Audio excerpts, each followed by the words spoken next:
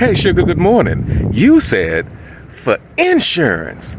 And the fact that sharks change their patterns is just a whole new level of what the for me personally.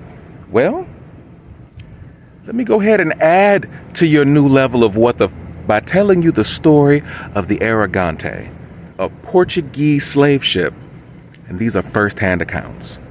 In November of 1837, the British captured a Portuguese slave ship known as the Aragante just off the coast of Cuba. After the British captured this Portuguese slave ship, once they stepped foot on board, they were horrified because the bodies of dead African children were just laying about the deck, while others were in their last stages of life calling for food and water. So the British sailed the Aragante, her 35-man crew and 8 passengers, all the way to Montego Bay, Jamaica. And it was there that the violence inflicted upon these Africans became clear. There, the collector of customs said that the Africans were in a horrible state of disease and emaciation, that some of their thighs were no bigger than his wrist. Their thighs were no bigger than his wrist. And for months after their initial intake evaluation, many African children and teenagers would tell the stories of what happened to them on the slave ship. They would tell stories of being beaten, being raped, and other types of punishment. They even told the story of an African man who was butchered and served by the Portuguese sailors. But the British, who were already accustomed to their own brand of violence, couldn't believe that this actually happened. Their cognitive dissonance prevented them from listening to these children and believing what they said. But eventually, an investigation was launched, and the children told the story of a grown-up man called Mina, a high-yellow black man, who was forced to drink alcohol. Then they took him behind the sail on the bow of the ship, where he was slaughtered. His hands, head, and feet were thrown overboard, while the rest of him was cut into small square pieces and served to the Africans on board as food, while the Portuguese sailors ate Mina's heart and his liver. The British in Jamaica couldn't believe it. They thought that the children were making this up, because cannibalism, in their mind, wasn't something of European origin.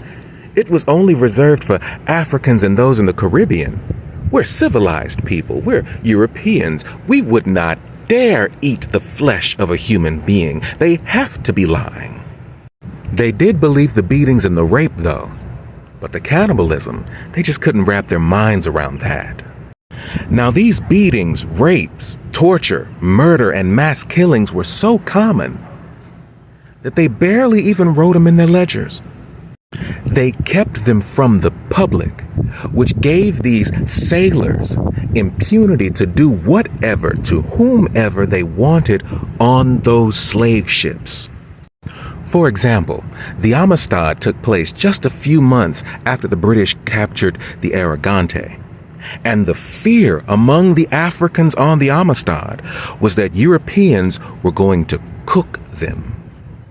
Admitting that white people were capable of cannibalism would upset the white man's worldview, because to them, it was the African people who were uncivilized heathens who were in need of the white man's God and enlightening progress. Of the 266 Africans who survived the Aragante's ordeal, 24 of them were brought before various colonial officers to testify in the case.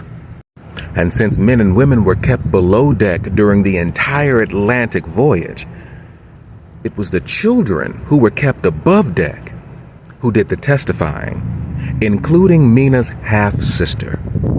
She watched them kill her brother, then slaughter him, butcher his body, and prepare it for consumption.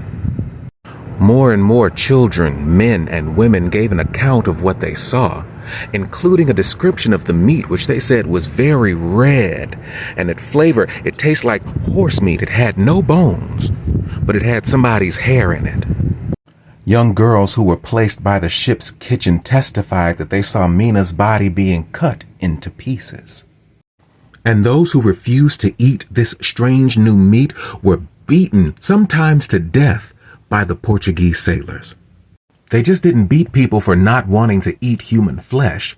They also beat little girls who didn't want to be raped. One little girl was beaten with a cat of 9 tails until she submitted. From July to August, 24 of the surviving Africans were interviewed and interrogated. But Lieutenant Miller didn't believe any of their testimony.